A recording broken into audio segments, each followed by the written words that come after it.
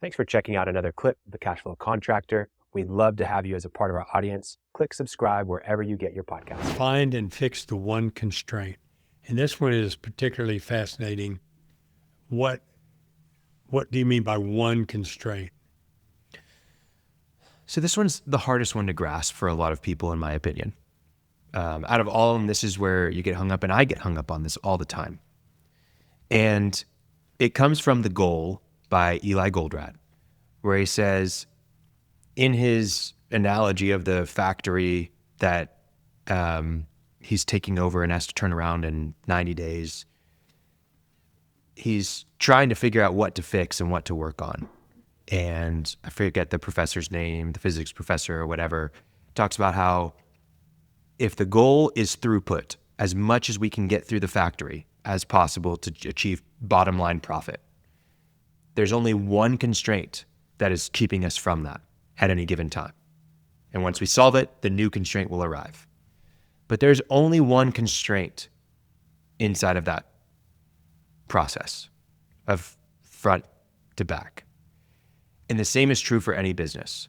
Now, in a service business, in a construction company, it may not be as visible to a lot of people, right? Because, and why do you think, Martin, it's not as clear what the one constraint is? What comes to mind for you? Well, I mean, I only have 5 guys, and there was a tornado went through town, and everybody needs my services, and I don't have the people to do it. Now, that's a special case constraint. Sure, but the reason it's so hard is because there's problems everywhere. Oh. You know what I mean? Yeah. Don't you face that? Like, oh, well, this employee's a problem, okay. and then I thought this you were client asking for an this example project's of a having constraint. issues. Well, they're not. A lot of times the constraint is non-obvious. Yeah. And I'd give you an example, except I don't know what it is because it's not obvious. No, I mean, you think it's this, and what it really is something over here that's going on that's affecting you. And it's been a long time since I read Goldratt's book, but a lot of what the effort of that was figuring out how to figure out what you needed to work on. Exactly.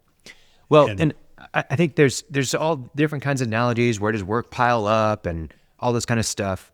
But what I see a lot of times, I actually just had this conversation yesterday where business owner, construction business, felt like they needed to hire a new lead designer because they were spending a lot of time on the design phase of their projects, and they needed to free themselves up and make the business less reliant on them.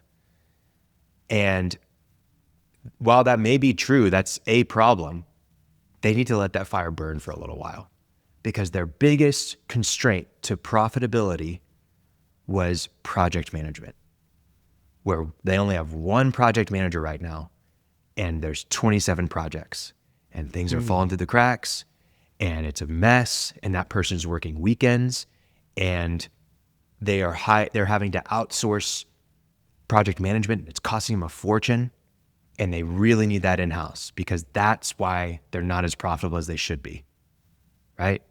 Yeah. And so that's an example of our one constraint right now is project management. Sometimes the system's a constraint, right? Like a non-obvious one, working with another construction company, and they've got all of these different things moving, and they're worried about how the design process works, and they're worried about how, the projects are closing out at the end of the day or end of the project in their punch lists. There's so many things going on, and they want to implement a software. Stop.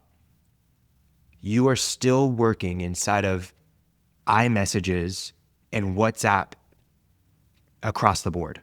With internally, there's emails, there's WhatsApp, there's Slack, with clients, with subs, with all this kind of stuff.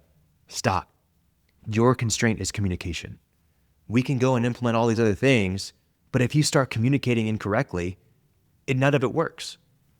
You have to fix communication. So what do? We fix communication. We got every single workplace communication inside of Slack. That is the one place you talk. And there's project channels. Everything goes in that channel. And now we're onboarding clients into that because their design build, their project built for 14 months it's worth their client being inside of one Slack channel rather than talking to this designer over here, superintendent over there, and then the project manager over here, and then the owners over there. One channel, right? Emergencies, yes, call. But if you're telling, hey, I like the way this looks, put it in the Slack channel where everybody can see it, right?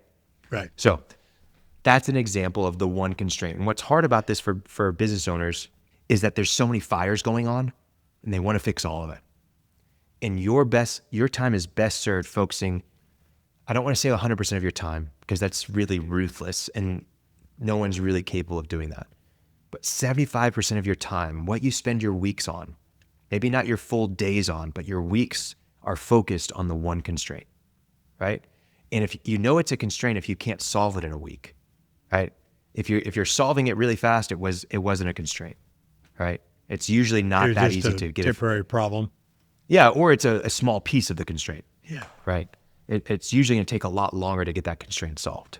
Thanks for checking out a clip from the Cashflow Contractor. We have full episodes where we go deep on topics that help you grow a construction business that runs without you so you can have less stress, more time, more money. Now, we've got other videos, other clips, but if you want to check out the full episode for this clip, you can click wherever our editor put it. It might be here, it might be there, it might be over my face, I don't know. But thank you for checking us out. We'd love to have you as a part of our audience. So subscribe or check out a full episode wherever you get podcasts.